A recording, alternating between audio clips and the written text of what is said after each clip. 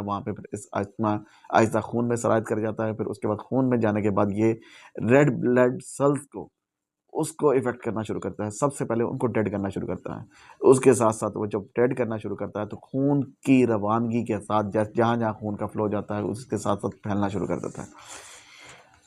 اور جگر، گردے، تلی، یہ سب جو ہے نا آہستہ آہستہ جو ہے نا اس میں نکاہت پیدا کرتا ہے. اور نکاہت پیدا کرنے کے بعد ان کو ختم کر دیتا ہے اور ان کا جو کارکردگی ہے ان کو خراب کرتا ہے. اور پھر مریض اگر اس بخار کی وجہ سے نہیں تو کسی اور بیماری کے لگنے کی وجہ سے مریض کی جو موت ہے وہ واقع ہو جاتی ہے.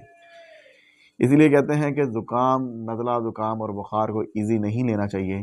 اگر یہ بخار آپ کو 2 سے 3 دن اوپر چلا گیا ہے یا تنگ کر رہا ہے یا بار ایک دن روک کے ایک دن آ رہا ہے تو آپ اس کی سیلف میڈیکیشن کرنے سے اوائڈ کریں. ہم جاتے ہیں جا کے اکثر بہت سارے ایسے مریض ہیں وہ جاتے ہیں میڈیکل اسٹور